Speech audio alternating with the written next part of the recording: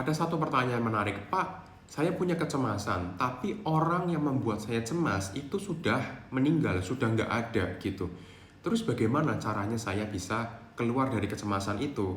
Karena kata Bapak adalah jadikan kecemasan itu sebagai penunjuk arah di mana kita berarti di situ harus selesaikan masalah. Terus bagaimana kalau orangnya itu sudah nggak ada gitu kan? Nah, jawaban saya adalah gini.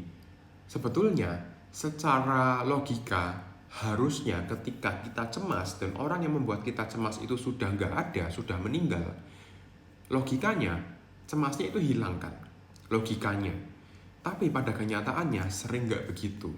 Karena begini, orang yang membuat kita cemas itu seperti membuat luka dalam diri kita. Seringkali membuat kita itu takut untuk melakukan sesuatu, membuat kita trauma gitu ya. Luka, trauma itu kan bahasa latinnya dari luka. Nah, orang ini udah nggak ada, udah nggak bisa ngelukain kita lagi, tapi luka itu masih ada di sini.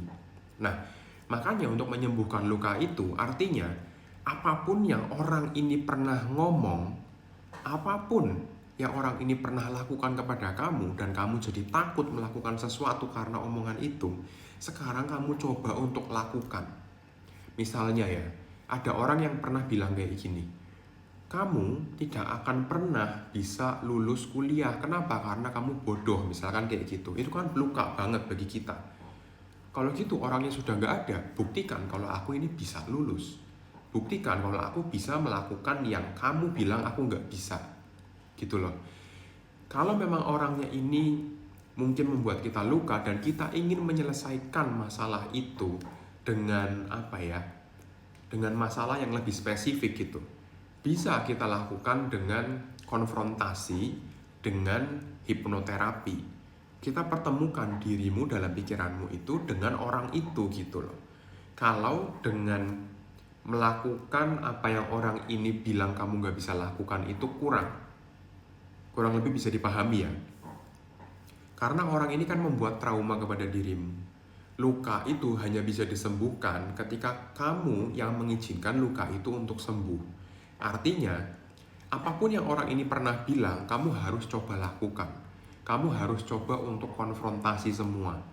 Apapun, trauma-trauma itu, omongan-omongan yang mungkin menyakitkan itu, kamu buktikan bahwa omongan itu salah, intinya begitu. Kemudian, luka itu tetap ada.